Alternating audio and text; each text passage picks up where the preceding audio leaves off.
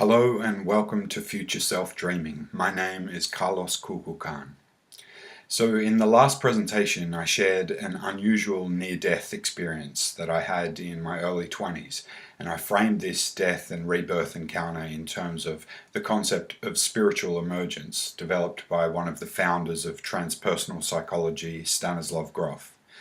I also introduced the work of philosopher Robert Anton Wilson in his book Cosmic Trigger, as well as Pleiadian channeled material in the book Bringers of the Dawn by Barbara Marciniak. I also introduced my first encounter with sacred geometry and the human light body, referred to as the Merkaba in the work of Drunvalo Melchizedek in The Ancient Secret of the Flower of Life. Today I wanted to continue expanding on some of my own adventures in synchronicity and non-ordinary reality during this awakening point in my early 20s. In light of my fascination with topics of an extraterrestrial phenomena and literature such as those that I've just mentioned, the memory of a significant event during my childhood kept surfacing in my awareness. When I was perhaps 9 or 10 years old, there'd been a night where I had stayed at the home of a childhood friend named Alan. And both of our parents were school teachers, and during my primary school years, each afternoon he and I used to wait around with our sisters after school for our parents to come and pick us up, usually while playing handball or something together. We'd also been in many sporting teams and actually spent quite a lot of time together. However, this was the only night that I recall ever staying in his family home. Now, during that night, I shared Alan's bedroom, and I distinctly remember that in the early hours of the morning, pre-dawn, we both woke up, sat upright in our beds, and began to stare out the window at a very bright star in the night sky. So this star was so bright that it had actually woken us up through the light coming through the window, and in some sort of seeming telepathic transmission, it conveyed to me that it was known as the morning star. Now, shortly after witnessing this star, we fell back to sleep and then again woke up after sunrise. And in the years after this encounter, I recall frequently remembering this event and wondered whether at some stage again I would encounter this amazing star. I remember as a boy occasionally staying up past midnight when my parents were at parties, and I wondered whether I would again see the morning star. So in my early 20s, as my growing fascination with topics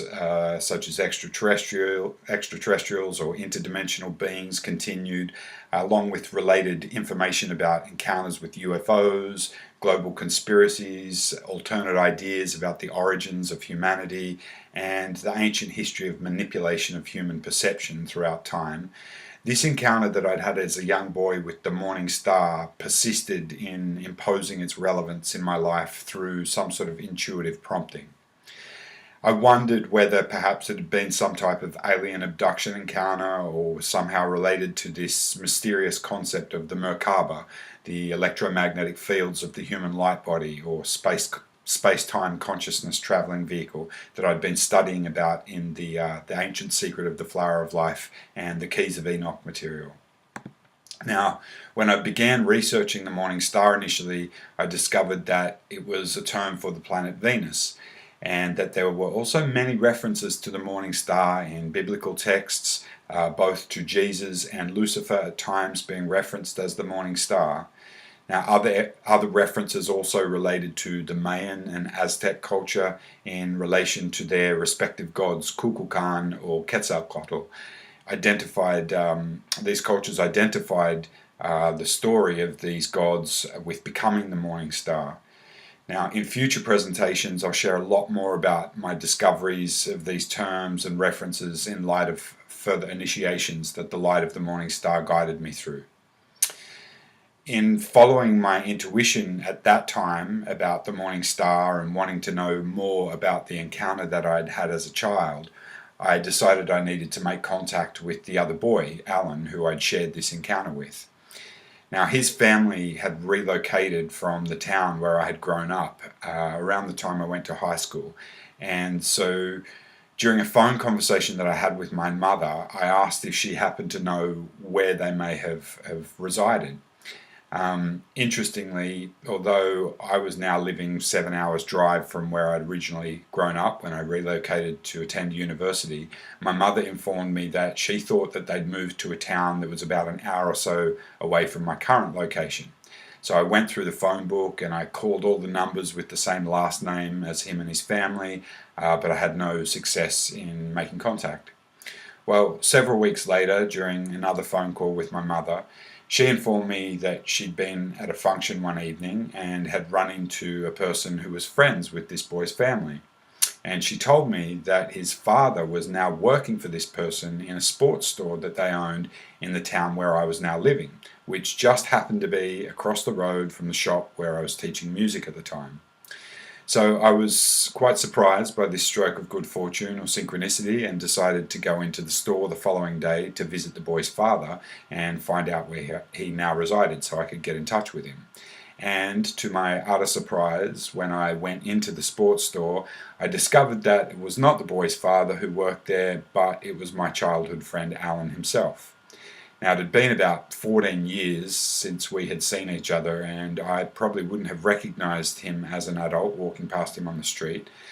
Another surprise was that we were both working in another town about half an hour away, him in another sports store, me teaching music in another music store that were 3 doors down from each other. So all this time, over the years, we'd actually been in very close proximity to one another. But I didn't know that until I began searching for him and found him that day. So after a brief reacquaintance, I told him that it was probably going to sound pretty strange, but the reason that I tracked him down was because of this experience that we'd shared, and that I didn't really have a reference point for what it was, what had occurred, and was wanting to understand if it was some type of alien abduction or UFO encounter. Now, much to my disappointment, Alan didn't really have a recollection of this particular event, but he did tell me that he recalled that his mother had been fascinated with strange lights that she had witnessed flying around the mountain where they lived. Now,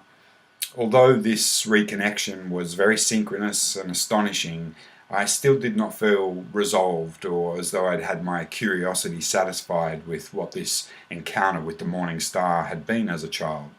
And as I continued to learn more about sacred geometry and the activation of the Merkaba, I was positive that it had something to do with this. After reading The Ancient Secret of the Flower of Life, I decided that I needed a trained instructor to help me to learn the meditation process. Now, during another discussion with my mother shortly thereafter on the phone, she told me about a friend of hers from university named Patricia, who had purchased a retreat property near a town called Mullaney in Queensland, Australia, near an area called the Glasshouse Mountains, which was about 3 hours' drive from where I lived. My mum suggested that I'd love it there, and so I made a trip up to go and visit.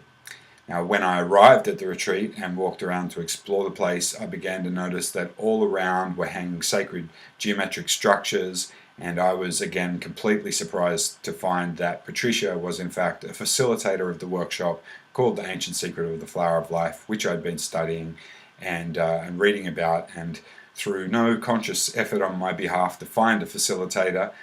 to learn this practice of the Merkaba meditation, synchronicity again had continued to open the path and lead me to meet Patricia. So several weeks later, I attended the workshop with Patricia and a small group of attendees to learn more about sacred geometry and learn the Merkaba meditation, which is a visualization and breathing technique designed to activate the electromagnetic fields of the human light body, known as the Merkaba, and connect an individual with their higher selves. So during this workshop, Patricia also helped me to connect lots of the pieces of the puzzle that were starting to fall into place for me in relation to my angelic connection to Michael, or the ancient order of the priesthoods of Michael or Michael and Zadok, otherwise known as Melchizedek.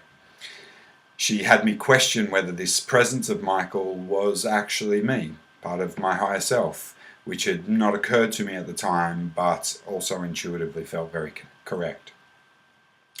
The Christ encounter of awakening my heart chakra that I had had with the Angel Ascension course that I spoke about in the previous presentation, and the near-death experience